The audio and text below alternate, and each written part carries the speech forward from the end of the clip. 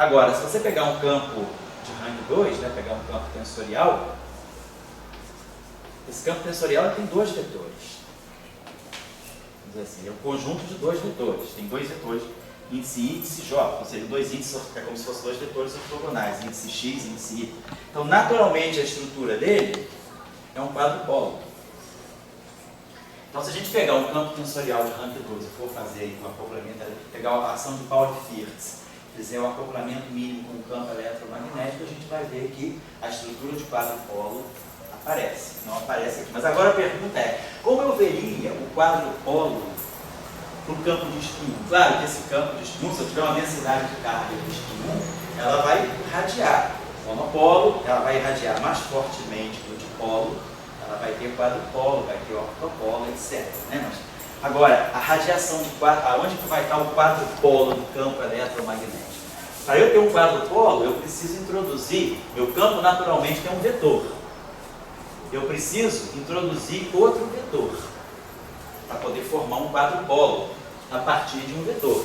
Que vetor é esse que eu posso colocar? Qual é o vetor que eu tenho à disposição se não houver quebra de Lorentz, se não é o nosso famoso Debye? Que vetor pode ser esse? Pode ser a derivada do campo. Eu poderia pensar num acoplamento assim: F mini, W kappa, D kappa, W kappa, assim, mi, está. E aqui um D lambda, W, lambda, mi. Então esse termo aí é um termo que agora ele suplementa o meu vetor de um outro vetor. Então eu já posso estar dando uma estrutura de quadrupolo. Então agora esse termo tem um problema. Ele não pode ser colocado em ação, porque ele não é um termo renormalizável. Ele tem acoplamentos com duas derivadas, três derivadas na verdade. Então se a gente fizer o power counting com ele, a gente vai produzir, se a gente colocar esse termo, vamos voltar. Bom, depois eu reorganizo. Bom, a tarefa é essa, é tentar ver a contribuição desse termo na corrente. Ver como é que esse termo vai agora acrescentar uma novidade na corrente eletromagnética. Então, qual vai ser a contribuição da tarefa? Fica sendo, vamos dizer assim, investigar, né? Vamos colocar assim.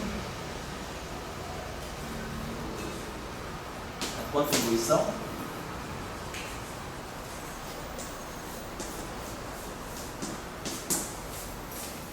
do termo quadrupolo na ação. E aí a gente tem que colocar, já não é mais uma ação fundamental, uma ação, vamos dizer assim, efetiva.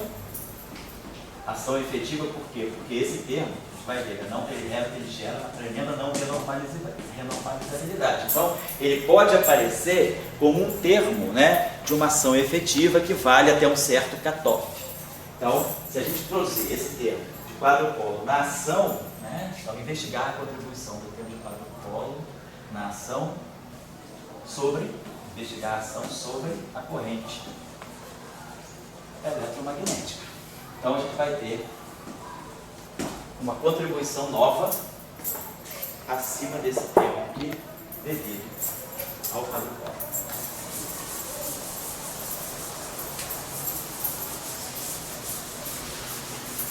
Então a gente colocando esse termo, então se a gente for olhar o power counting, né? Agora com o termo, então agora a gente vai ter a ação completa, quer dizer, a ação do spin 1 mais o termo de dipolo, que é esse termo aqui, né? Mais o termo de quadrupolo. Então, que é esse termo aqui, é F. A estrutura é essa, F dW dW. Então a gente tem aqui um trivértice também, né? Deixa eu apagar.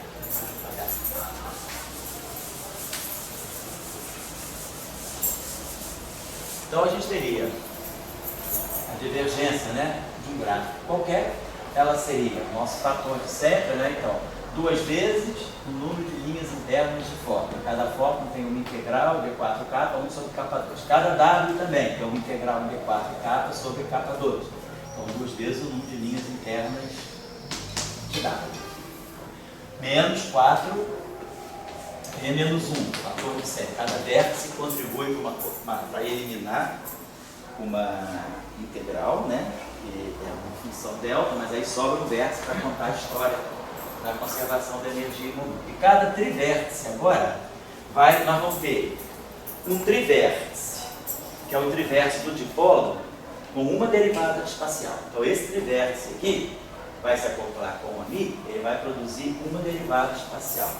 Então nós temos o trivértice com uma derivada espacial. Então vamos colocar logo, e a gente tem esse, quer dizer, na verdade o trivértice vai se somar tudo. Quando a gente fizer a regra de Feynman, eu tenho trivértices, eu tenho uma estrutura, eu tenho esse vértice e tenho esse vértice aqui. Né? Esse vértice aqui vem daqui. Aqui é só W, aqui é um bilinear em W vezes o A.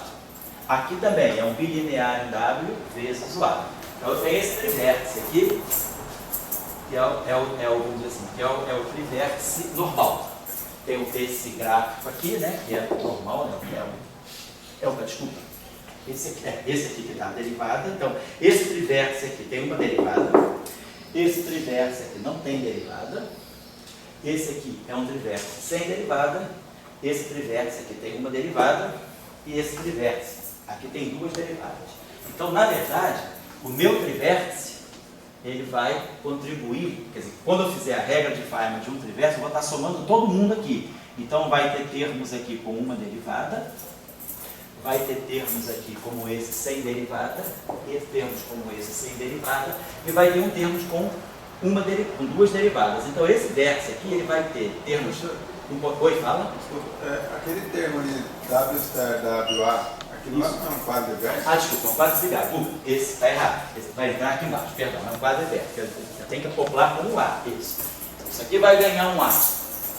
Então isso aqui vai ser duplo em V, um A. Esse aqui vai ter dois A's. Então esse aqui vem cá para baixo. Obrigado. Esse aqui também vai cá para baixo. Vai ter dois A's. Então esses dois aqui estão aqui. É o quadro de vértice. E não tem derivada nenhuma. Tem só fatores de constante de acoplamento. E claro, tensores, vai aparecer combinações de eta e mínima. Quando a gente derivar as regras de Feynman desse tipo de coisa, a gente vai ver que vão aparecer apenas fatores, né, de constante de acoplamento e tensores de eta e mínima. Aqui já é um trivértice, que vai se acoplar com o A, mas vai trazer uma derivada. E o outro também é um trivértice. Então, no trivértice, nós vamos ter termos com uma derivada e termos, claro, com duas derivadas. Então, na verdade, eu vou ter termos com duas derivadas. Então, o trivértice contribui com duas derivadas. Quer dizer, na hora de contar o grau de divergência, eu tenho que buscar no limite ultravioleta. Quem vai dominar do trivértice vai ser o termo, né, com duas derivadas. Então, aqui vai aparecer duas derivadas e aqui não vai aparecer derivada nenhuma. Então, as duas derivadas que vão aparecer, aliás, três derivadas, perdão. Porque aqui o trivértice é isso aqui. No lagrangiano é isso aqui é um trivértice. Então, aqui tem uma derivada do A, tem uma derivada do W e tem outra derivada do W. Então esse vértice aqui, diferentemente do outro vértice, né, do dipolo, que tem uma derivada, esse vértice aqui vai ter três derivadas. Deixa eu apagar. O quadrivértice não contribui com derivada. Então aqui vai aparecer um 3 B3. Certo? Então vamos lá. Então a gente sabe, relações topológicas, né? Duas vezes o número de linhas internas de A mais o número de linhas externas de A vai contar o número total de A's em cada vértice. Então nós temos o trivértice em sempre um A, então vai aparecer um fator P3 aqui, cada trivértice tem uma linha de A e cada quadrivértice tem duas linhas de A. Depois, a mesma relação feita para o W.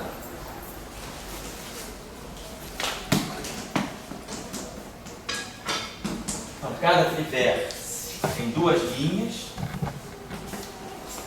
e cada quadrivértice também tem duas linhas.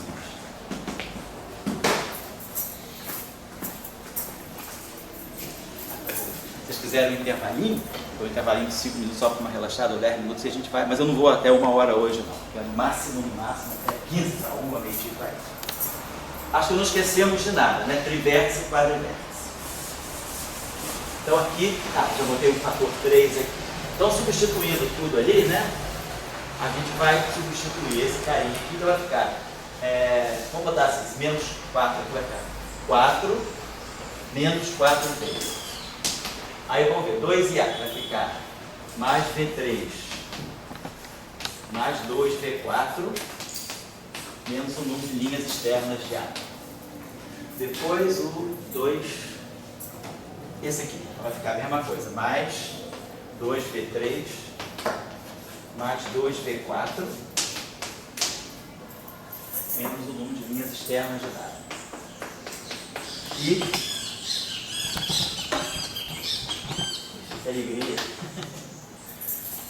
Ah lá. Então vamos ver o que a gente pode cancelar aqui. 2V3 3V3 6V3. Então aqui, esse carinha, então esse menos 4V aqui, ele é menos o número total de vértices. Menos 4 vezes trivértices, menos 4 vezes quadrivértices, né? Os quadrivértices se cancelam. 2 mais 2 menos 4. Os trivértices vão fazer menos 4, menos 3, menos 1, mais 2. Então, a nossa expressão final ela deve ficar 4 menos o número de linhas externas de A, menos o número de linhas externas de W. Porém, então, ficou 3, 5, 6. 6 menos 4, 2. Mais 2V3. Então, está aqui o problema da renormalizabilidade. A divergência dos gráficos vai crescer quanto mais trivértices tiver esse gráfico. Então, isso aqui não vai ser. Então, a divergência ela vai depender do tipo de gráfico. E quanto mais trivértices um gráfico tiver, mais divergente ele vai ser. Eu não vou ter como dar um stop nisso por um certo número. Está sempre crescendo. Então, a divergência, o grau de poder de divergência de várias categorias aí. Então, se eu pegar um gráfico a 3 loops, com bastante trivértices, se tiver, sei lá, 5 trivértices, vai dar um fator 10. Então, cresceu o número, então a divergência cresce por número de vértices. Número de vértices significa constante de acoplamento. Quer dizer, cada trivértice carrega um fator R. Então, se eu tiver meu número de vértices por V3, cada trivértice vai contribuir com um fator não exponencial, não é carga elétrica. A carga elétrica, a potência 3, a potência V3. Então, à medida que eu aumento a ordem perturbativa, eu vou estar aumentando o número de graus, grau de divergência. Então, o termo de quadrupolo realmente é não renormalizável e ele não aparece naturalmente na ação.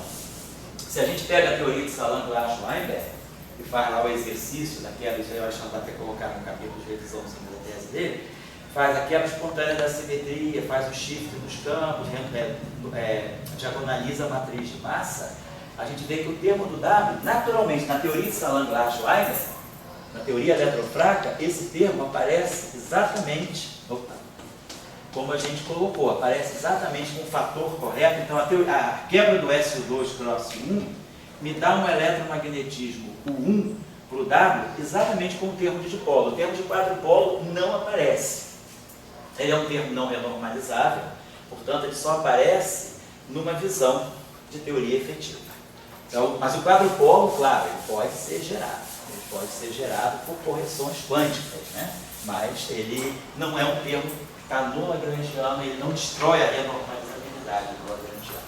Se ele fosse colocado, sim. Mas ele não é o termo dominante. Cada campo, né, cada spin tem o seu monopolo, tem o seu multipolo dominante, de acordo com o spin. Então, o spin 0 é escalar, é monopolo. Spin 1 é vetor, é dipolo. Spin 2 é campo vetorial. O campo de Dirac também é um dipolo, porque na verdade ele tem um spin meio, né? Então, tendo o spin, ele já garante alguma coisa que é o dipolo.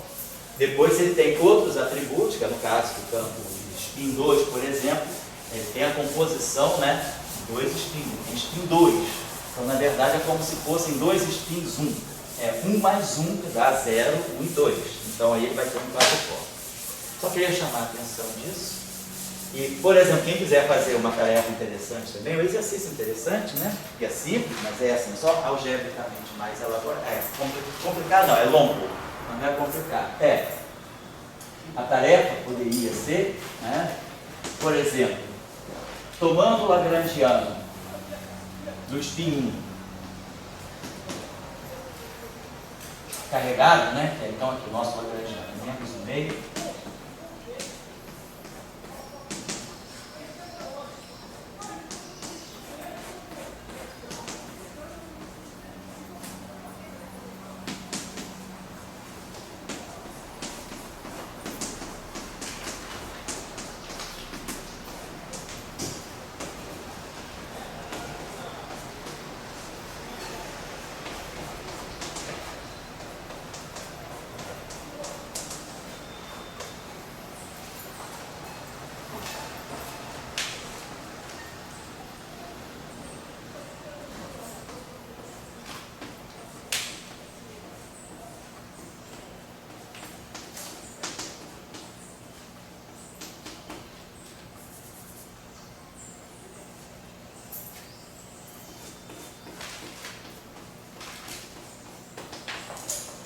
Lembrando que esse dado que aqui é feito com a derivada covariante.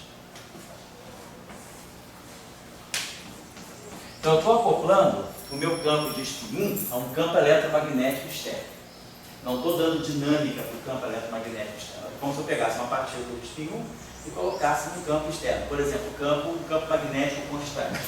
Eu posso pegar o campo externo, o campo eletromagnético externo, como sendo A0 igual a 0, não tenho campo elétrico, e tenho apenas um campo magnético constante, tipo o A seria igual a 1 meio, né, de x vetorial B0, né? Isso aqui é epsilon IJ kappa x B0 kappa, né? Então, se nós tirarmos o rotacional disso, nós vamos ter epsilon IJ kappa BJ epsilon kappa ln xn xl b0, né? Se eu tirar essa derivada aqui do xl, então delta de jl,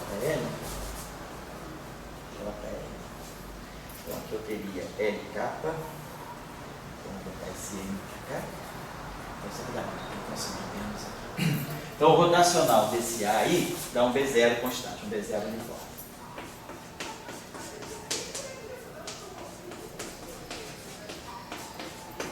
Então, suponhamos que eu coloquei meu campo, minha partícula de spin 1, então esse lagrangiano aqui está descrevendo a dinâmica de uma partícula de spin 1 colocada num campo eletromagnético externo constante, como se fosse um campo de um solenoide. Estou colocando então esse campo que aparece aqui.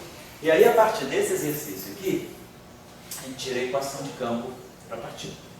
E aí, tirando a equação de campo para a partícula, a gente pode ler o momento magnético. Então, vocês podem, a gente vai tirar desse exercício aí o momento de polo magnético, que vai aparecer em ordem V sobre C, velocidade da partícula sobre C, e vai poder ler também o quadrupolo da partícula, que deve aparecer em ordem mais alta, deve aparecer em ordem talvez V sobre C agora.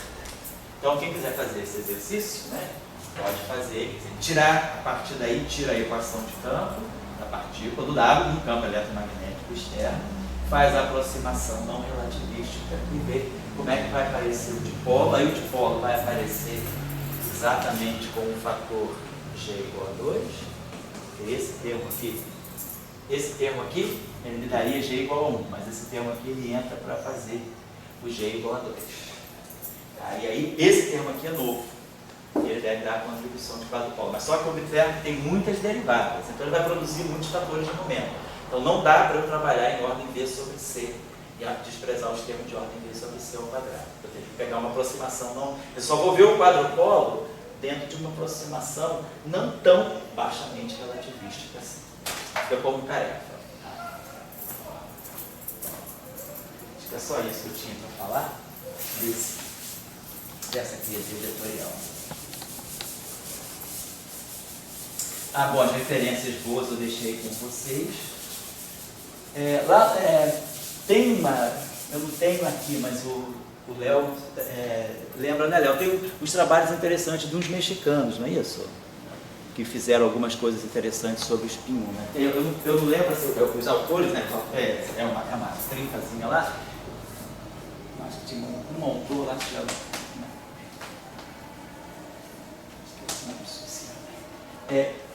Esse grupo aqui publicou acho que uns 2 PhDs interessantes sobre eletrodinâmica de espinho. Só que eles usam uma abordagem que é interessante, que é diferente. Eles não usam o campo vetorial, eles usam uma outra abordagem de campo, que quem estava na tese do Kim, lembra que o nosso colega lá da Paraíba, da Bahia, o Esdras, falou sobre aquele DKP, aquela formulação que é Duff, DKP, Kemmer e Petiot, né? Petiot. Isso. Então, ele usa uma formulação diferente de campo, e até a gente estudou aqui no grupo aí com o Léo e com o Kim, que às vezes a forma diferente de você tratar a mesma partícula, quando você descreve uma partícula de espinho, você pode descrever ela através de um vetor massivo, ou pode descrever através de um tensor massivo também. E aí, dependendo da representação de campo que você faz para aquela partícula, você pode ter efeitos físicos diferentes. Porque diferentes campos on-shell, eles podem descrever a mesma partícula. Mais off-shell, um campo pode ter mais grau de liberdade, né? Deixa eu apagar aqui, do que outro. Por exemplo, só para vocês terem ideia. Se a gente pegar, como a gente pegou ali, o campo W, que a gente sempre pega. Deixa eu apagar isso.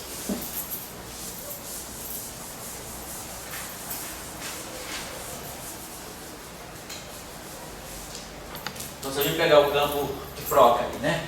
Só para lembrar aqui vocês. O campo de Proca é menos 1,5. O W no está, W no Mi. Mais 1,5 GN2. W no está, W, né? Pegando a equação livre, tá? Não tem acoplamento eletromagnético, não. Então, pegando a equação livre, isso aqui me dá dmi, W Mi, mais M2. Mi igual a 0.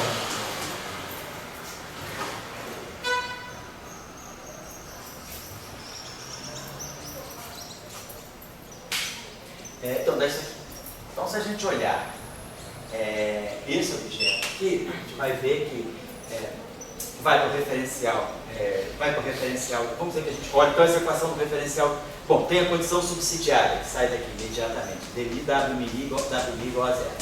É a condição subsidiária, é só tirar a divergência dessa equação.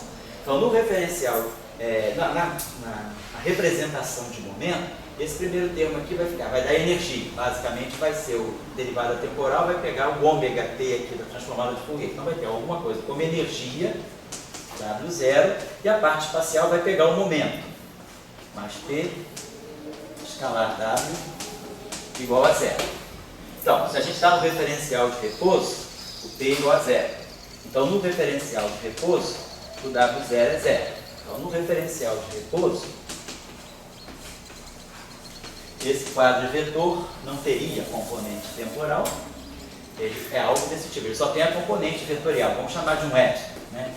Só para lembrar da polarização. Então, ele tem 3 graus de liberdade. Pega a equação de campo, ele tem 3 graus de liberdade.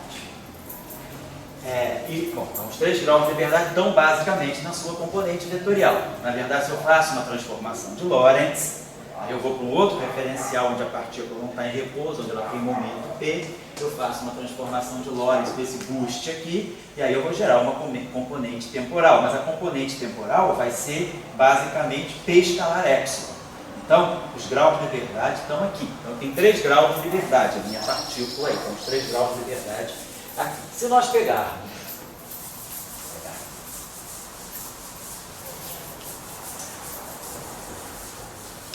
Deixa eu só pegar aqui. Então, se a gente pegar agora o campo tensorial, pegar assim, o campo tensorial de rank 2, né? Pegar aqui esse G mini tapa, né? Pegar um campo que tem a rank 2, né? E aqui o termo de massa dele, mais um meio de um dmi, por sair do 2. Vou botar assim, dmi. Esqueci de botar aqui o star, né? Dmi. Esse campo aqui tem rank 2, olha, o field strength dele, vou assim, é esse cara aqui, esse cara aqui. Então esse GMI capa, só para lembrar que não está acostumado, DMI capa, mais DMI capa ali, mais um T capa, DMI. Então isso aí é um campo de spin 2, né, de rank 2 antissimétrico. Claro que esse campo tem mais do que um vetor dentro dele. Ele tem a componente B0i, que é um vetor, que eu posso chamar, sei lá, de um vetor X grande, e tem a componente B e J, né, que a gente associa por dualidade a um outro vetor, que é um vetor YK. Então, na verdade, esse campo carrega 6 componentes, né? 6 componentes dele estão distribuídas em termos de 2 vetores. A equação de campo que a gente tira daqui é uma equação de massa imediata. É dmi, gmi capa, mais m2, dmi capa igual a 0. Então, vou para a condição subsidiária. dmi capa, faço a mesma coisa, que é uma condição subsidiária. Vou para o referencial. Então, agora vou ter 2 tipos de condição subsidiária. Capa igual a 0. Capa igual a 0, como esse carro aqui é antissimétrico, esse índice só pode ser espacial. Então eu vou ter P escalar, então aqui eu vou ter PI, né? Vamos ter PI, vamos ter aqui o B0I, BI0. BI0 basicamente é um X, então eu tenho P escalar X igual a 0. E depois nós temos a parte espacial aqui. Quando aqui é espacial, aqui pode ser temporal, então eu vou ter E, então aqui vai ser espacial, aqui vai ter temporal. Então eu vou ter E vezes X, né? Vezes o componente X. Quando eu pegar aqui, esse índice aqui for espacial, aqui vai ser 0, então eu vou gerar a energia, que vai ser o D0 vezes o próprio vetor, e depois, aqui sendo I, aqui pode ser J. Então isso aqui vai me dar a divergência, vai me dar, na verdade, o rotacional. Isso aqui vai me produzir, quando eu tiver isso aqui, ó, DI, DJ, BJI. Então isso aqui é abaixo desses 2 índices, DJ e BJI. A BJI é YJI, capa, YK. Então isso aqui vai ficar, ó, J com capa, isso aqui vai dar um rotacional para P vetorial Y igual a 0. Então no referencial de repouso, P é 0. Então, essa equação é satisfeita no referencial de repouso, porque P é 0. No referencial de repouso, P é 0. Então, isso mostra que quem está no referencial de repouso, X é 0. Então, esse tensor, no referencial de repouso, as 6 componentes dele, vai também voltar assim, né? Quer dizer, seria assim, B00 é 0. Aí aqui seria os B0is, aí aqui eu colocaria o vetor X. Nessa coluna que eu coloco o vetor X, e nesse setor 3x3, que é uma matriz antissimétrica, eu vou colocar o vetor Y. Então, os graus de liberdade desse campo estão distribuídos assim, na primeira linha as componentes do X, na primeira coluna as componentes do X, e aqui é uma matriz antissimétrica, 0, 0, 0, né? Y2, menos Y3, aí aqui Y3, 0, Y1, menos Y1 e Y3 e 0. Y2 e 0. Então, está certinho. Mas só que no referencial de repouso, quem é 0 é o X, né? Então, no referencial de repouso, o campo é isso aqui. Ele só tem um vetor. Então, ele tem 3 graus de liberdade. Então, no referencial de repouso, o que sobra, que nem no caso do campo vetorial, é um vetor. Então, do ponto de vista da análise do Shell, esses 2 campos são distintos, mas têm o mesmo número de graus de liberdade. Então, todos os 2 estão descrevendo um spin massivo e carregado. Porém, off-shell, se eu estou off-shell, meu campo dado é um quadro vetor. E esse campo aqui, se eu estou off-shell, já não estou mais usando as equações de movimento, então eu perco esse vínculo. Não estou mais usando as equações de movimento, então eu libero X. Então, off-shell, esse campo aqui tem 2 graus, tem duas categorias de vetores dentro dele. Então, claro, quando você vai estudar os processos virtuais, que você vai calcular dentro dos loops, o que você tem dentro dos loops é o campo em processos virtuais off-shell. Então, o que você tem são os propagadores. Os propagadores são objetos off-shell. Então, você vai ter mais graus de liberdade no interior dos loops do que no caso do vetor. Então, na verdade, esse cara que tem 6 componentes e esse cara que tem 4. Então, do ponto de vista dos processos virtuais, esse campo tensorial ele pode ter mais tentáculos. Ele pode se acoplar com mais vibrações, né? Mais flutuações quânticas que o sistema tem. Então, a física não precisa ser a mesma.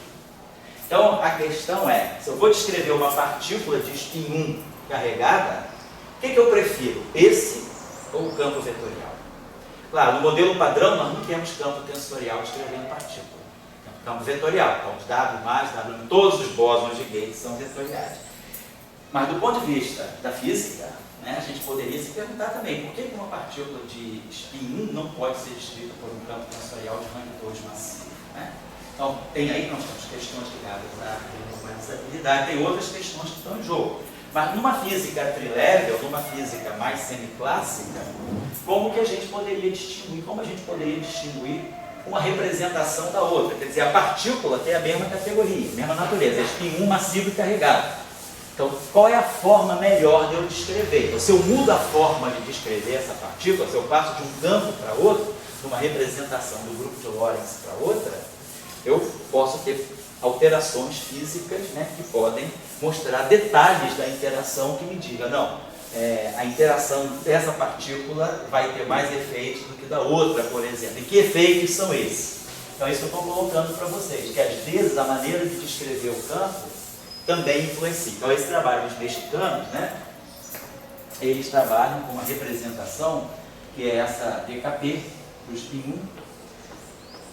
Então, que é uma outra representação que pode mostrar certos aspectos também. Então, eu acho que é interessante vocês estarem atentos, né, a essas questões. Então, esse trabalho são bem interessantes, um trabalho muito bem feito. Esse grupo de mexicano faz trabalhos muito bem feitos, bem explicados, né, e eu acho trabalhos bem profundos, bem interessantes. Então, quem quiser ler alguma coisa, né, aprofundar um pouco essa discussão, vai aí. Vamos lá. Bom, e agora a gente vai começar a falar uma coisa que eu queria trazer para vocês. Pois não? Oi, eu acho que faltou frisar também que fala aí. Você, no caso do tensor, você tem que introduzir o componente no mínimo também.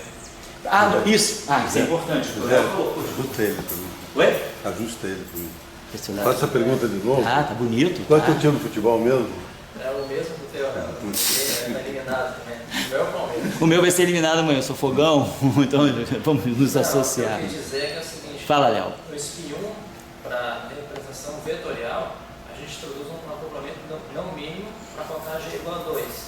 Esse problema também aparece no caso da descrição tensorial. Vou colocar aqui, importante, Léo. Então, no caso do spin 1 que o Léo está falando, o Power Count indicou para nós, né, que esse termo deveria ser colocado, nós colocamos, vimos que esse termo trouxe a correção de polo magnético, acertou o G igual a 2, gerou um momento de polo magnético, referencial de repouso da partícula, tudo lá. O Léo está dizendo que agora, se eu pegar um campo tensorial de rank 2, né, algo muito parecido vai aparecer. Vai ter F mini. Léo, me corrija se eu estou errado aqui. Vai ser diretamente com os Bs, né? Vai ser algo desse tipo, BMK estar aqui. BMK é mais ou menos isso?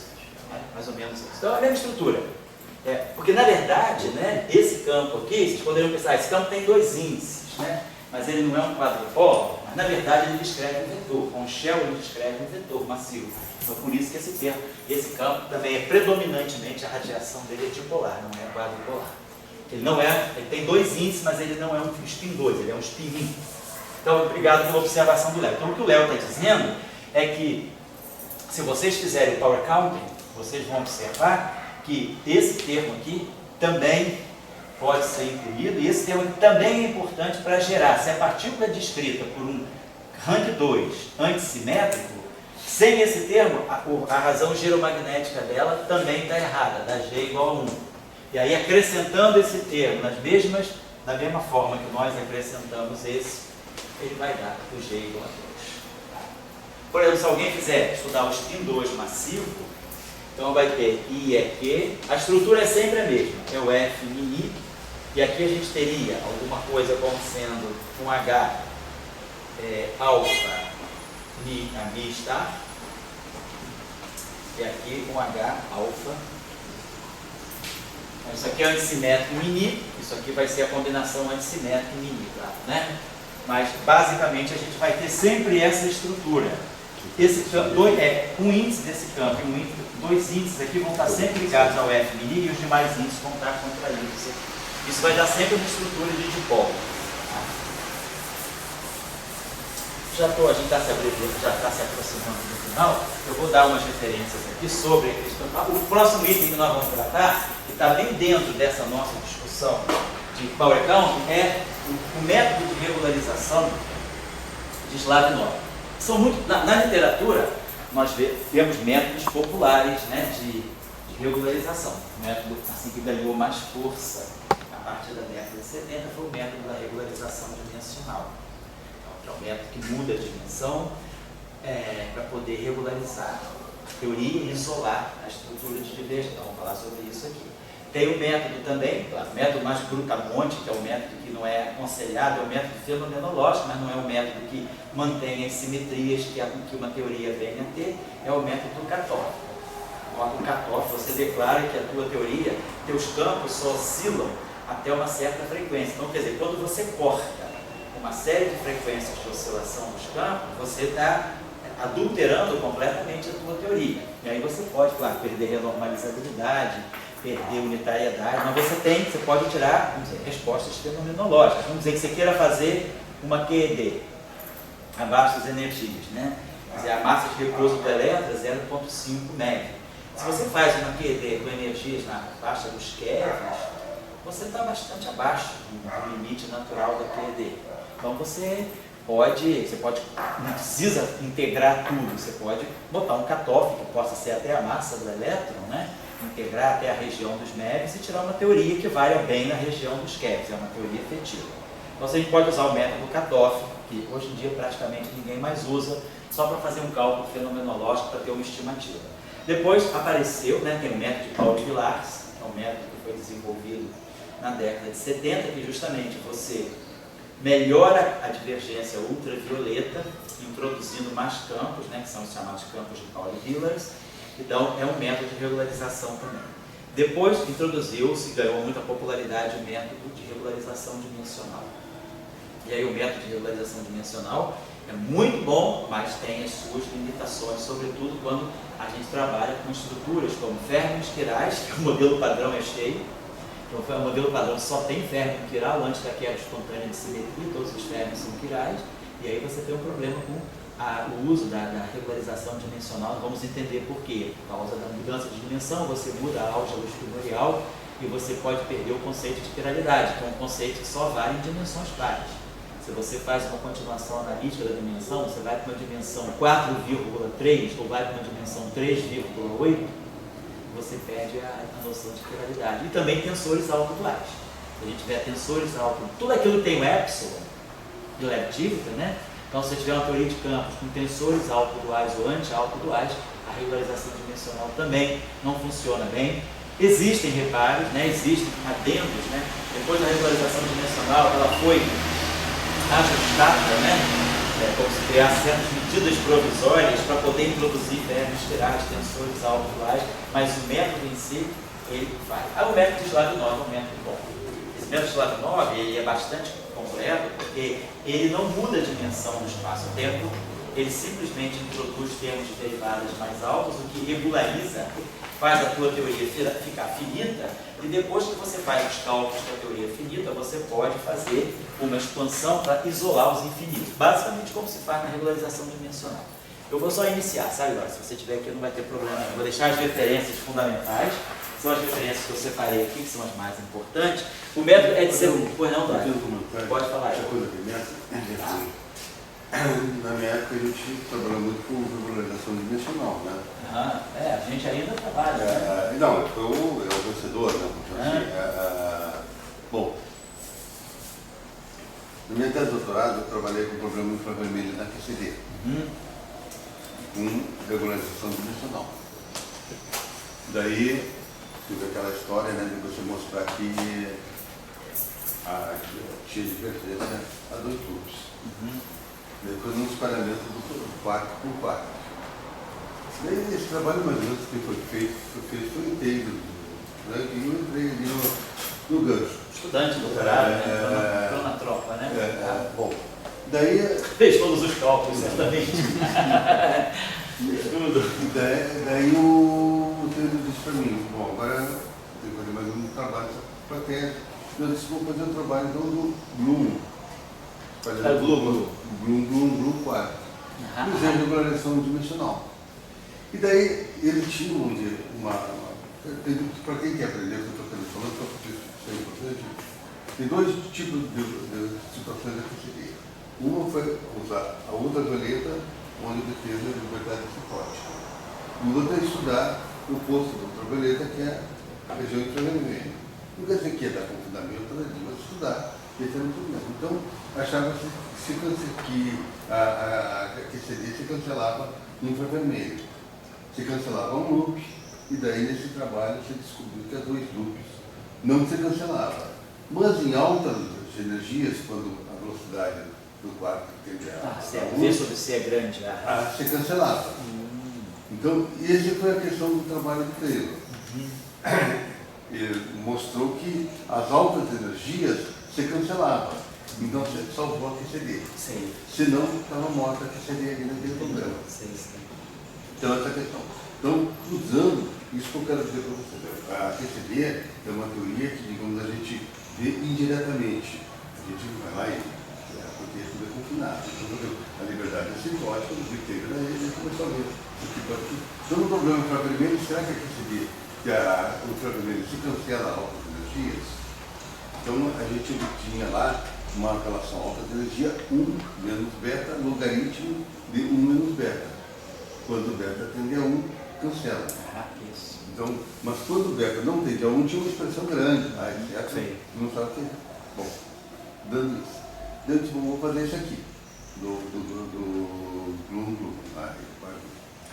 Aí você está falando do quarto. O trabalho forte, produteiro. Aproximadamente lá, será quarto ou quarto em Bloom? Não, quarto e quarto. E daí eu disse, vou botar quarto Bloom e vou botar Bloom. E daí o cassete era o mesmo, né? Era só rodar. Bom, daí, usando a regularização dimensional, altas energias estouravam. Não cancelavam. Não cancelavam. E daí eu me lembro que eu fiz esse trabalho, estava lá em Cambridge, fiz esse trabalho, eu mostrei o total, e daí eu discuti com eles, olha, isso aqui que acontece na regularização, por que não está se cancelando? Daí eu disse, olha, se vier por cutoff, vai cancelar. O cutoff ajudava. Porque essas coisas aí, daí eu mostrei bem para ele, tal, e eu disse, bom, eu estou trabalhando isso aqui, fazer isso aqui. Daí mandamos fazer comentário física, e como ele era do ferido, no dia seguinte. Bom, né? Bom, eu só estou querendo então dizer o seguinte. Aí depois, um grupo espanhol viu essa história e disse, não, vamos fazer por cutoff. Claro, o mesmo trabalho que eu fiz, fizeram por cutoff e daí cancelou as altas energias. Entendi. Então, se você quiser discutir QCD com regularização dimensional, você pode dizer as altas energias, o problema infravermelho acontece. Persiste, entendi. Sim, você vai ter isso aqui. E se você usar cutoff, não consegue. E alguém deu alguma justificativa assim, mais conceitual de que... Olha, eu uma vez me encontrei com aquele cara lá de Marcelo, Eduardo de Rafael? Isso, ele estava tudo no PPR. E daí ele estava na sala dos ambiares. Daí eu mostrei o trabalho, daí ele disse, eu conheço já esse teu trabalho. O Eduardo de Rafael é bom nessa história. Ele estava lá no CEA. Certo. Daí ele disse, e daí como é que ficou aquela questão do desponto? Eu falei esse tipo de discurso. E daí ele silenciou. Assim, nunca. Da parte do Taylor, eu sempre continuar usando regularização dimensional. E se eu for te perguntar hoje em dia, eu digo o seguinte, o trabalho que eu fiz com coisa, o cálculo estava certo. Entendi. O cálculo não estava errado, não, assim, bastante checado para ver se não estava. E daí você fica com essas coisas. Interessante. Essas coisas são muito delicadas. Não, A gente, quando é estudante, e o professor falar isso, mas quando você vai fazer um trabalho, você vê que tem uma série de coisas. Então, o método de você regularizar, isso vai me ensinar agora. Eu não ensinar, não, eu só vou lembrar que todo Não, mas digamos, tem os lados novos, tem isso aqui. Eu iria chamar a atenção para isso. Eu chamo a atenção só para gente isso, porque uma experiência pessoal, certo? Isso é Porque se você interessante. cancela o problema para alguém, você cancela o CD. É claro que daí o pessoal não queria cancelar o CD. Então por isso ficou, esse tipo de trabalho meu ficou ali para debaixo do tapete. Entendi. Mas nunca ninguém disse que ele estava errado. Entendi. E eu sabia que pelo Katoff não ia cancelar. Entendi. É interessante tentar entender isso, né?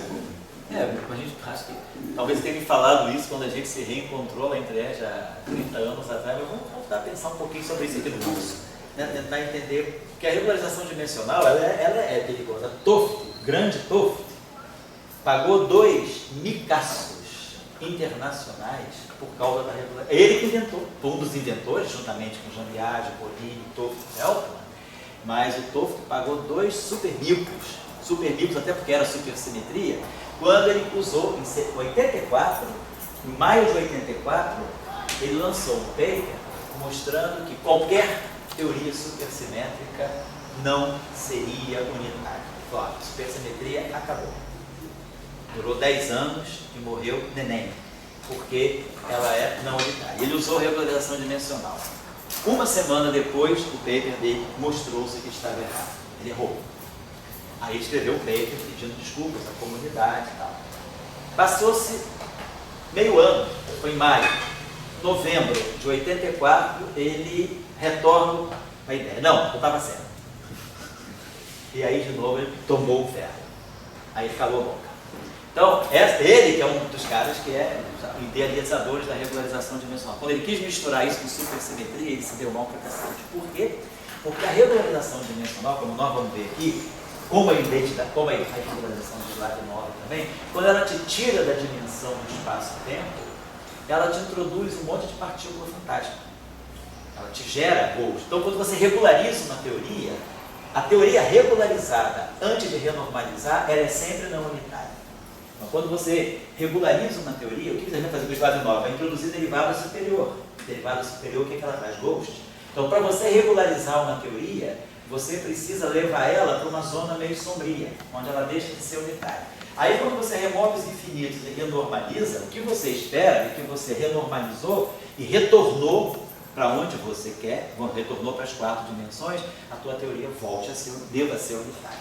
Então, a regularização dimensional, o erro do Toft na supersimetria foi justamente ele ter usado a regularização dimensional e não ter cuidado direito dos campos fantasma que a regularização dimensional traz no processo, naquele momento em que a teoria está renormalizada, está regularizada. Então, quando a gente vai entender isso na próxima aula, quando a gente regulariza, a gente enche a teoria de partículas fantasma. A questão é quando você volta, você tem que saber tirar, e ele não soube tirar. Então, eu estou dizendo que pessoa como Toft, que ninguém nem dá muito, infelizmente, né? A regularização dimensional, a história dela está ligada à América do Sul, da Argentina.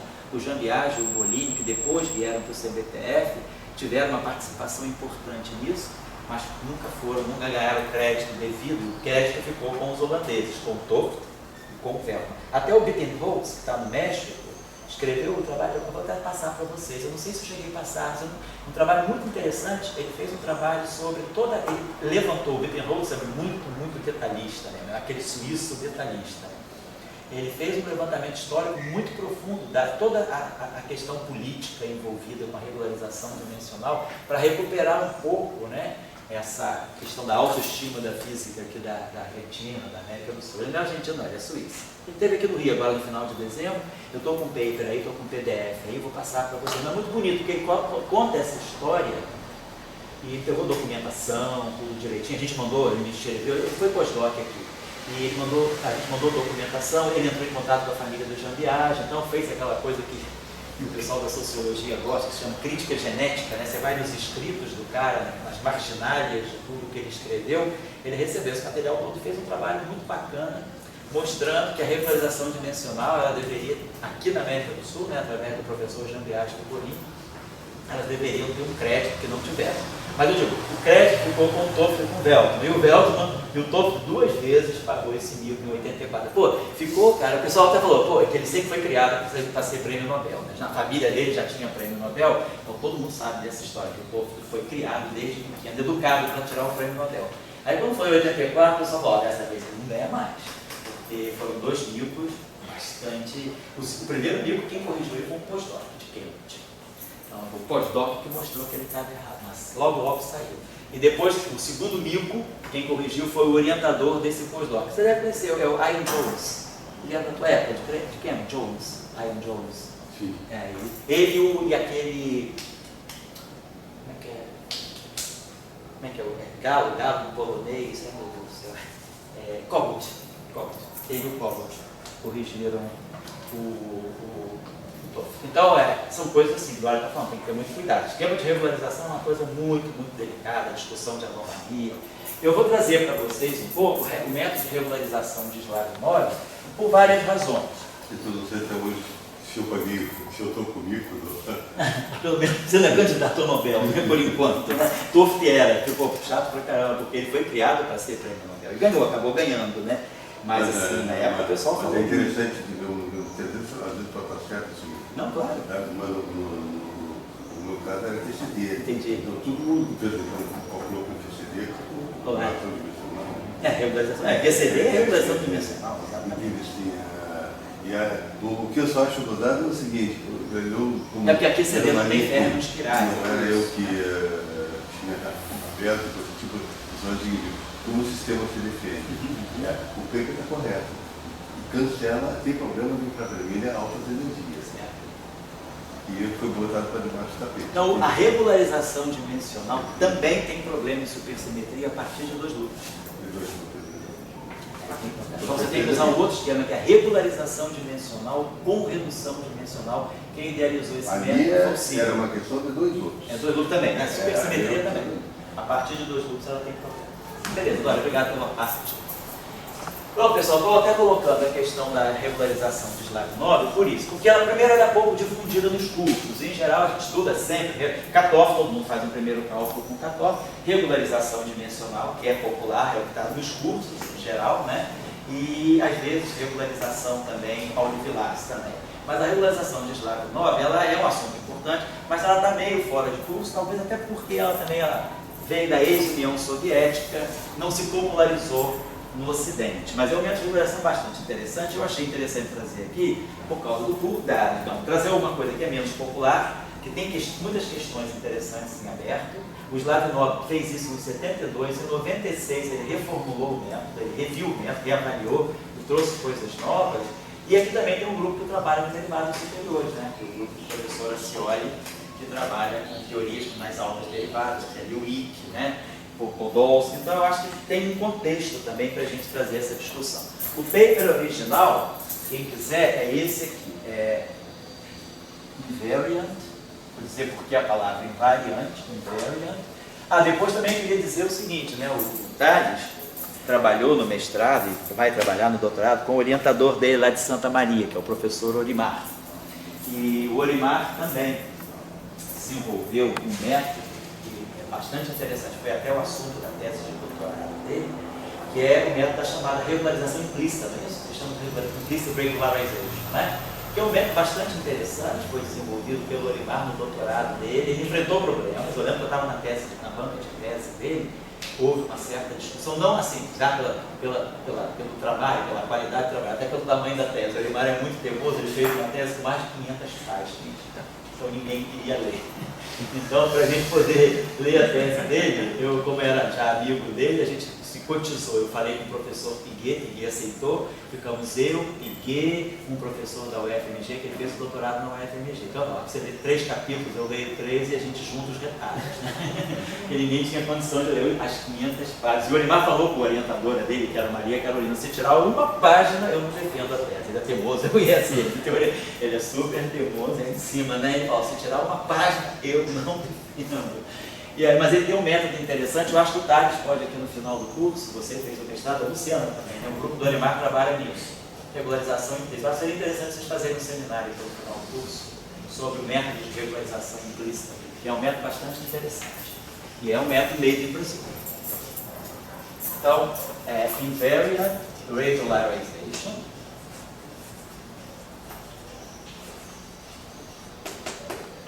of gate fields.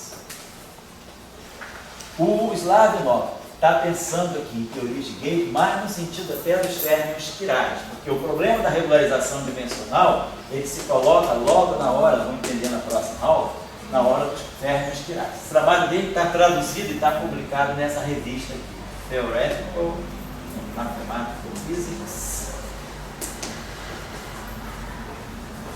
A gente está estudando um pouco isso, a gente está fazendo um trabalho da tese de doutorado dele, e eu achei que seria bom ele fazer regularização de Slavnov, é o Luizão, o Luiz Rodolfo. Então ele vai também depois poder fazer um seminário para a gente mais detalhado sobre isso. Esse trabalho de Slavnov é lindo, lindo, lindo, porque é um trabalho assim, bem profundo, mas é um trabalho, eu me lembro bem, ele tem deve ter 3 páginas, e pouquíssimas, quase nenhuma passada. Ele descreve o método e descreve a consequência, né? Várias consequências interessantes do método. Achei esse trabalho é um trabalho muito bonito, é um trabalho difícil de ler, porque justamente ele tem pouco recurso de equações, ele é muito na base do entendimento, mas é um trabalho basilar. Esse trabalho assinala o método. Depois, o próprio Slavnov faz um outro paper que é melhorando, né? Quer dizer, já introduzindo, né, outras questões aqui, que era a questão, me parece, do cancelamento de divergências que se superpõem. Overlapping de divergência, o método dele. Também é Theoretical and Mathematical Physics, que é aquela revista russa, né? Ali já é do ano de 77. 1977. Estou tentando dar os papers que dão o caminho do método. Quem quiser trabalhar o método e compreender um pouquinho. Depois, esse assunto é colocado no livro do Faddeev e do Slavnov. Então, esse aqui é um livro. É um livro excelente também. É um livro que está traduzido, é um livro russo, mas é excelente. É do professor Ludwig Faddeev, que é o Faddeev, né, dos Faddeev russos, e o Slavnov.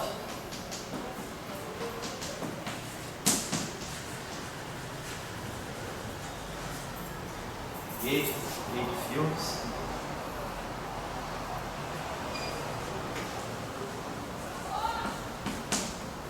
Aliás, se alguém conseguir aí piratear de madrugada, Alexandre, esse livro, se alguém conseguir piratear o PDF, seria bom a gente ter. Ele é muito, muito bom. Ele tem na biblioteca, mas ele deve estar nesses sites russos aí.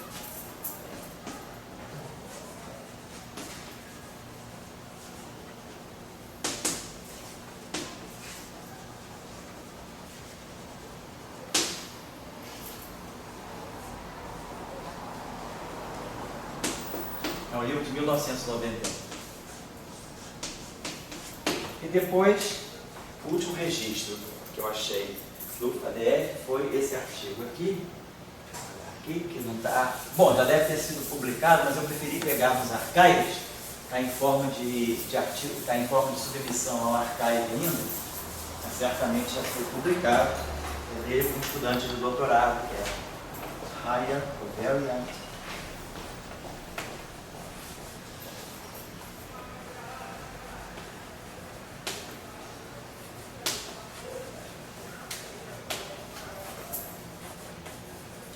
Covariant derivative, regularization,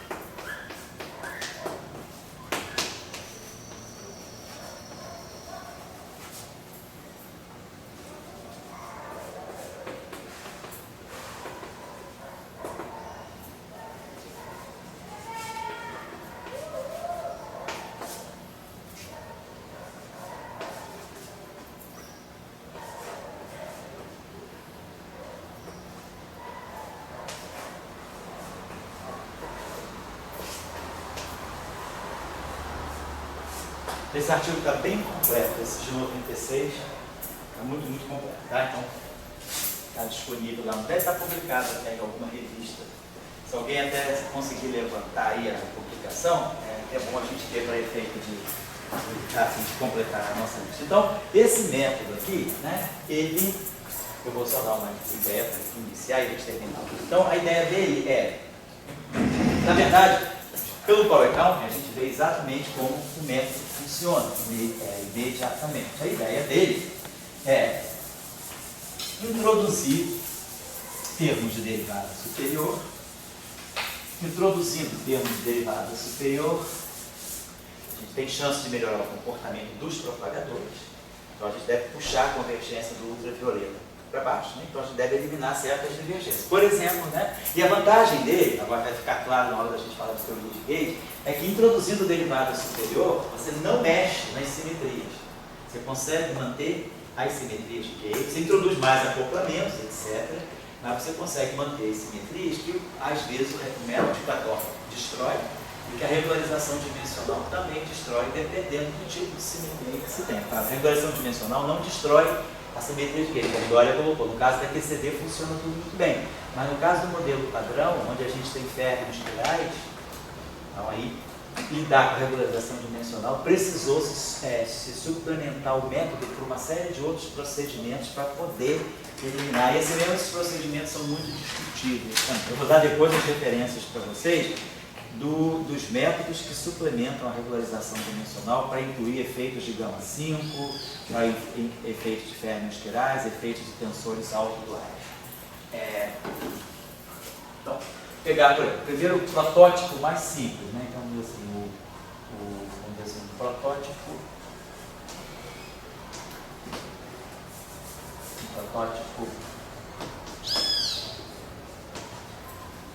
mais primitivo do método.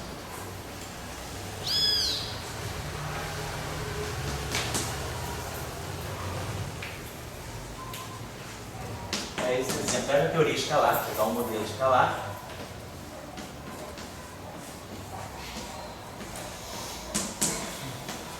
E aí aqui a gente introduz o termo de derivado superior. Coloca um parâmetro psi aqui e coloca o termo que seria da Lambertiano de φ ao quadrado. E aí o termo de massa.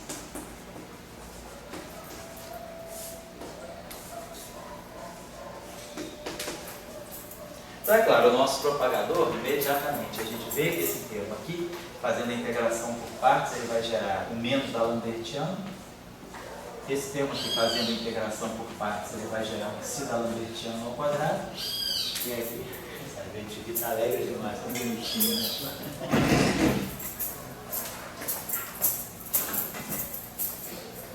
Está ele ali.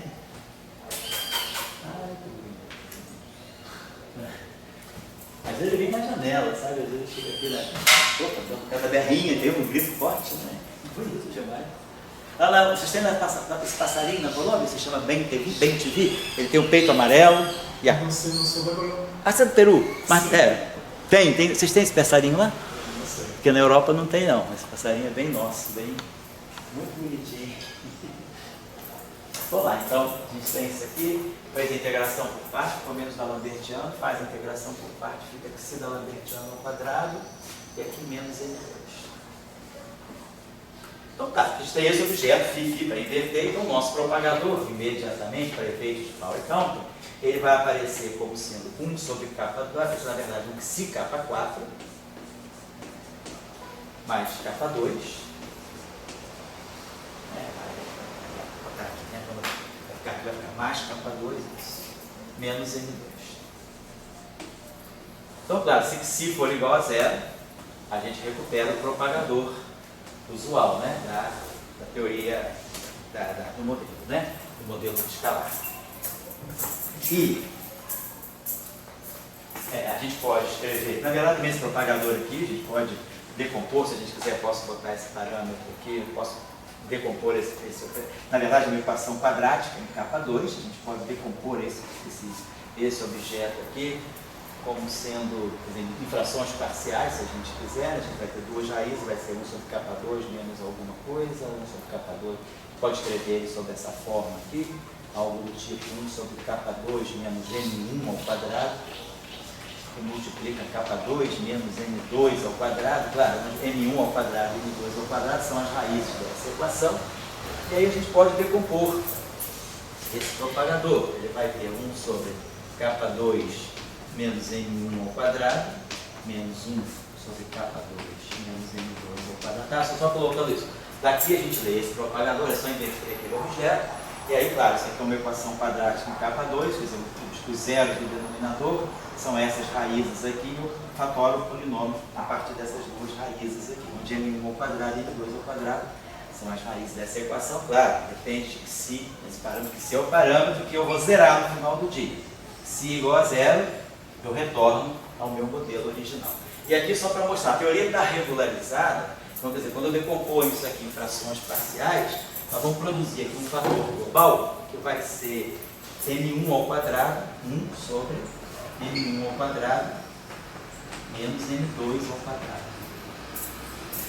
Aí isso aqui, então isso aqui fica sendo uma identidade. Agora, a questão que a gente tem aqui, independentemente desse objeto aqui, é esse sinal relativo.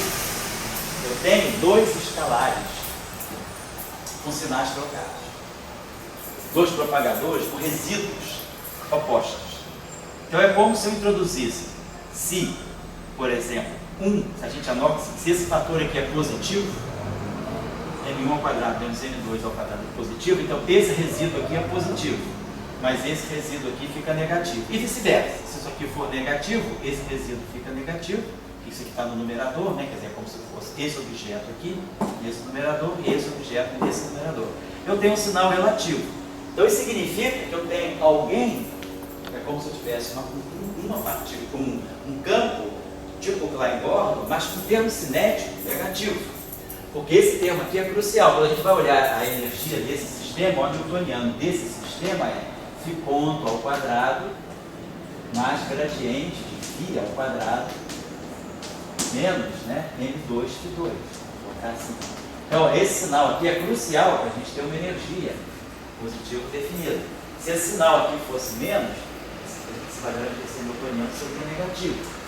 Então, ao regularizar, eu estava dizendo para vocês, a gente regularizou, mas quando a gente regularizou, a gente introduz fatalmente o ghost. Então, em geral, quando a gente regulariza o Pauli Fibras é a mesma coisa, ele introduz ghosts, ele introduz campos escalares com a estatística oposta.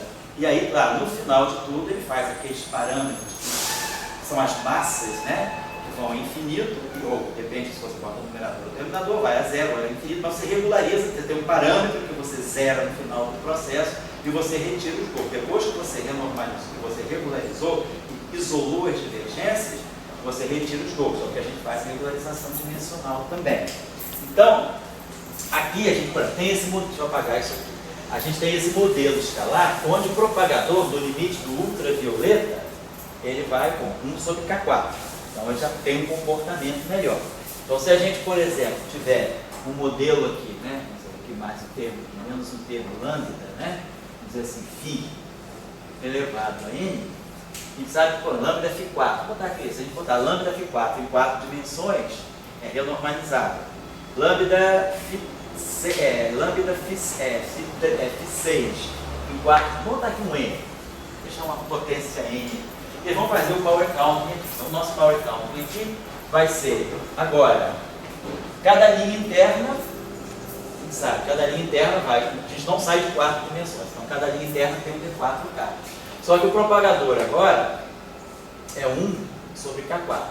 Antes era 1 sobre K2, então isso aqui dava um fator 2, agora dá um fator 0. Então tem uma divergência logarítmica. Então cada linha interna não vai contribuir positivamente aqui. Então não tem um fator 2, né? Tenho apenas o menos 4, V menos 1. E não tenho vértices com derivada também. Então tenho só isso aqui. Eu tenho 4 menos 4V. nós não temos, né, como introduzir, 4 menos 4b. Não temos aqui a necessidade de usar a relação topológica, porque o nosso número de linhas internas não cresceu. Então, se a gente observar, V igual a 1, um vértice. Um modelo que tem um vértice, como a teoria a um loop, por exemplo, esse modelo aqui, ele tem um único vértice. Então, esse gráfico aqui, se eu tivesse um modelo Φ3, então isso aqui vai depender do N. O N não está entrando em jogo aí porque eu não tenho problema de relação topológica. A relação topológica, ela só aparecia aqui, né? O número de linhas internas, né? De φ. O número de linhas internas mais o número de linhas externas seria igual a N vezes o número de vértices. Mas eu não tenho esse fator aqui que eu preciso, né? Então o meu gráfico ele já fica direto em função de V. Se V é 1, ele tem uma divergência logarítmica. Mas se V é 2, pegar esse gráfico que você tem na teoria Φ4. Eu posso desenhar esse gráfico aqui a 2 loops, né? Então na teoria Φ4 eu posso desenhar esse gráfico aqui, é um loop. É o tadpolezinho. Ou esse tadpole aqui que eu posso organizar na teoria Φ4, na teoria Φ3. Então, se eu tiver um vértice, eu tenho divergência logarítmica. Para vértice maior do que 1, o modelo já é finito, já é convergente no ultravioleta.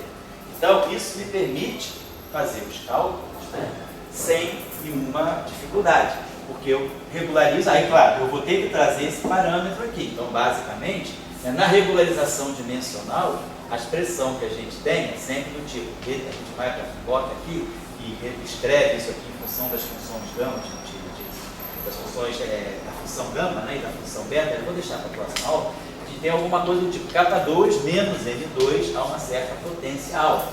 Então isso aqui é aquilo que vai dar o gama de alfa menos D sobre 2. Que é aqui que vai, joga os infinitos todos na função gama. E aí faz a expansão e isola os infinitos em potências diz que D é 4 menos epsilon. Então eu saio de 4 dimensões, introduzo a deformação da dimensão e vou fazer os infinitos em função desse epsilon. As divergências vão aparecer como potências de 1 sobre epsilon, 1 sobre epsilon quadrado. Eu estou só descrevendo em geral para comparar. Então vamos ver aqui.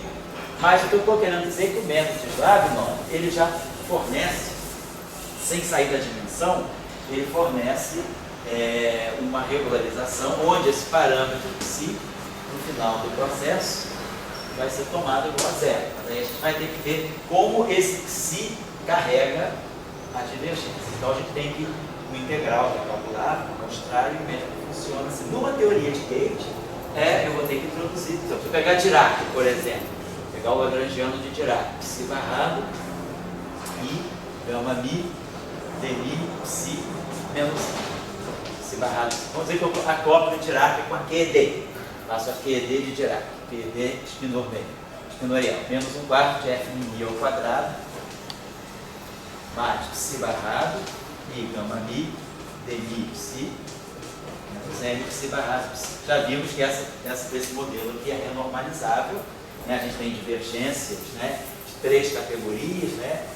2 linhas externas de A, 2 linhas externas de psi e uma linha externa de A com 2 linhas externas de psi. Temos 3 gráficos primitivamente divergentes aqui na QED espinorial. Agora, segundo Slavnov, nós temos que regularizar. Então nós vamos jogar aqui algum termo extra, por exemplo, um termo novo que a gente chama, sei lá, menos psi sobre 4. Podemos colocar f mini, D'Alembertiano, f mini. Então esse termo aqui tem 2 derivadas aqui e 2 aqui. Então já é um termo de derivada quártica, né? Já é um termo tipo ortodoxo. Depois, aqui nós vamos introduzir um termo novo. Eu preciso regularizar isso aqui também. Então eu posso, por exemplo, um termo que poderia ser psi barrado e, aqui vou botar um parâmetro que eu posso chamar de lambda, e aqui psi barrado e gama mi dmi ao quadrado psi. Boto i gama mi dmi e gama i dmi psi, por exemplo. Então esse termo aqui já vai trazer, aqui o Dirac tem uma derivada só, propagador livre aqui só tem uma derivada, então é 1 sobre k. Esse propagador aqui já vai ter 2 derivadas, então eu posso também introduzir esse termo aqui. Claro que a gente vai pegar o gama mini, vai fazer uma combinação simétrica e antissimétrica, vai dar uma derivada ao quadrado e vai dar o comutador, que vai dar o sigma mini. Bom, a gente vê depois na próxima, só querendo dizer que a gente introduziu derivadas mais altas e a simetria de gauge está preservada, porque por transformação se essa derivada e a covariante, esse trabalho, esse campo aqui pega essa fase. Essa derivada covariante atuando em psi tem a mesma fase de psi. E essa derivada atuando na derivada covariante, se o campo se transforma em psi' igual ao exponencial de i, que é alfa psi, então é claro que o meu D, quantas derivadas covariantes eu quiser atuando em psi, vai se transformar da mesma maneira. Cada derivada, a derivada covariante da derivada covariante tem a mesma carga, né? Porque o campo eletromagnético é neutro. Então, essa fase aqui cancela essa fase aqui. Então, apesar de ter derivada superior, esse termo aqui é perfeitamente invariante de Gauge. Então, a gente corrigiu o propagador do fóton, que é 1 sobre K2, quer dizer, a gente, na verdade, daqui sai alguma coisa que é K2, e daqui vai sair alguma coisa que é K4. Então, a gente já regularizou o propagador do fóton para 1 sobre K4. E aqui, o propagador, que era, vamos dizer, K/ sobre K/ mais N sobre K2 menos N2, esse propagador agora vai ter essa correção, vai ficar do tipo, aqui em cima ele vai ficar um K2 e embaixo vai ficar um K4. Então o propagador de Dirac, ele vai passar a ter o termo de derivada superior também. Então a gente vai ter, então, em vez de cair com 1 sobre K, ele vai cair com 1 sobre K2. Então, o método de Slavnov, ele funciona introduzindo derivadas superiores para fazer os propagadores ficarem convergentes. Aí, é claro, observem que eu vou gerar novas interações também. Aí vai ter uma competição, porque quando eu introduzir a derivada, quando a gente introduz o termo de Dirac normal, só tem uma derivada aqui. Então, tá lá. Esse termo aqui tem uma derivada, mas o acoplamento é sem derivada, é psi barrado, gama mi, psi a mi. Quando nós introduzimos a derivada superior, o que a gente fez? Botou isso aqui, gama mi, dmi, mais i, p, e, a mi. Aí colocamos aqui i, gama mi, dmi, mais i, e, p, a mi, psi. Então agora, essa derivada aqui vai bater nessa derivada aqui, quer dizer, é o propagador, mas eu vou ter derivada do A, derivada do psi, A derivada e A. Vou ter inclusive um vértice agora novo, vou ter um vértice que não tem na QED normal, que é esse vértice aqui. Nós não temos, a gente tem esse vértice só para o campo bosônico, campo escalar para o campo vetorial, mas eu não tenho um vértice Siegel para Fermi, mas agora eu vou ter esse vértice Siegel para Fermi. Mas eu vou introduzir também derivadas nos vértices. Vai ter essa derivada, eu vou ter um trivértice, psi barrado, gama mi, dmi, gama ni, dmi atuando nisso aqui. Então eu vou ter momento. Então eu vou ter trivértices agora, além do trivértice usual da QED, eu vou ter trivértices também carregando momento. Então eu vou jogar momento no numerador. Eu vou jogar momento no power count, eu vou jogar momento nos vértices. Eu vou ter vértice com um momento, então eu vou ter alguma coisa como V3. Depois, eu posso ter essa derivada atuando nessa derivada. Eu posso ter esse termo aqui, essa derivada aqui, vai atuar em tudo isso aqui. Então eu vou ter psi barrado, gama mi, dmi, a mi, psi. Né? Eu posso ter essas duas derivadas aqui atuando nesse. Bom, aí você que vai dar só o termo de interação. Eu vou criar só o termo com uma derivada de vértice só. Depois esse termo aqui é esse. Então eu vou jogar esse termo que não tinha na QED. Então a gente vai ter que ver qual vai ser a compensação dos termos que vão ter K4 no denominador, mas em compensação eu vou começar a jogar derivadas dos vértices. Quando eu colocar derivadas superiores, eu vou ter que, eu tiver interação de Gauge, eu vou jogar derivadas superiores com derivadas covariantes. E aí, essas derivadas covariantes, elas geram interação. Então, eu vou ter interação com derivada. E aí eu começo a gerar termos que divergem por causa dos vértices. E aí tem que ser um balanço entre o que aumenta a divergência aqui com o que diminui a divergência no propagador. Então o método de Slavnov, por exemplo, nessa QED de Dirac, a gente vai ver na próxima aula, ele regulariza, ele faz a teoria ficar finita a partir de 2 loops, mas há um loop, as divergências permanecem. Nem sempre a gente consegue que o método regularize a teoria completamente. Então aí o que o Slavnov propõe justamente no trabalho de 77 é que você complemente o método com Pauli-Vilas. Você faz regularização de Slavnov e aí você vê, as divergências elas aparecem só ao loop. E aí eu regularizo a teoria ao loop com Pauli-Vilas. Então, Pauli-Vilas é um loop, mais Slavnov, a teoria está completamente regularizada. E aí, você com a teoria regularizada, isola os infinitos para fazer a renormalização. É assim que funciona, certo? Então, o trabalho de 77 dele, ele suplementa melhor, ele trabalha melhor essa interface entre o método dele, de Slavnov, das derivadas superiores, e o método de Pauli-Vilas. E aí a gente vai fazer a comparação com regularização dimensional. Aonde é que a regularização dimensional encontra os seus problemas e aonde é que o Slavnov não tem os mesmos problemas. O problema do Slavnov é a maior dificuldade no cálculo das integrais de U. Ficam mais complicadas, ao invés de aparecerem funções gama, podem aparecer chamadas funções hipergeométricas. Mas aí é só pegar a tabela russa, pegar o Grad-Stein de Dijk, e aí saber como é que expande as funções hipergeométricas. Bom, então na próxima aula a gente já começa a trabalhar um pouquinho essa questão da regularização de Slavnov.